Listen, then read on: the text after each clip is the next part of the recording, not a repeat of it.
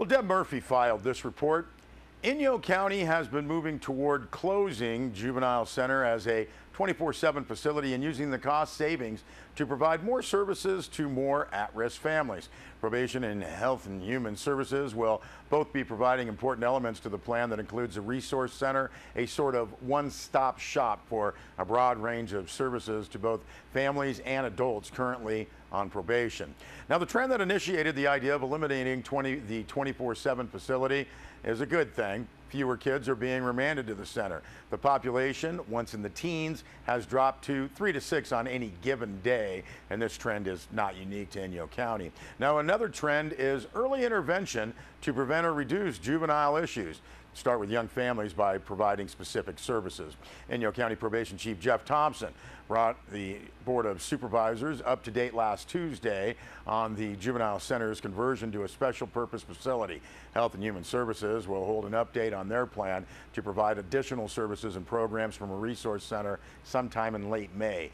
Now, while the Inyo Board has not voted on the overall approach, the hypothetical deadline is to close Juvenile Hall July 1st, the beginning of the 2016-2017 fiscal year. Now, the focus on the change will be converting Juvenile Hall to a weekend facility for adjudicated youth.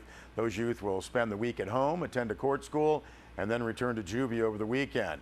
Thompson discussed the protocol for that conversion. Now, the Inyo County Office of Education has taken the first step in moving the court school Keith Bright to its Jill Kinmont Booth School facility pending the Inyo Board's final approval. Urge you to see our website, sierrawave.net, for much more on Deb's story.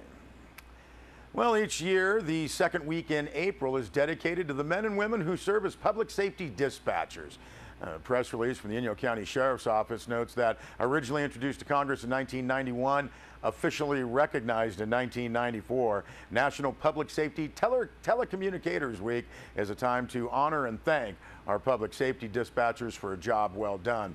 Now, last year, Inyo County Sheriff's dispatchers handled thousands of emergency and disaster-related phone calls, as well as business and traffic calls. Additionally, Sheriff's dispatch is responsible for the initiation of the reverse 911 phone calls through Code Red, which was used most notably during the Center Fire in 2011, Fish Fire of 2012, and the Round Fire of 2015.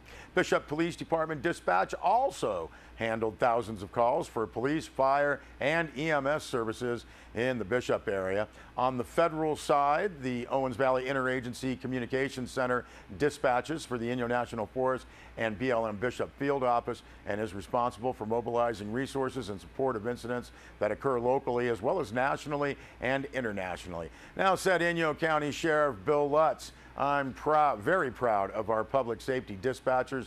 They're the first to receive an emergency call for assistance and perform a very difficult job with professionalism and caring under extreme situations. I want to personally thank all of our public safety dispatchers in Inyo County for what they do.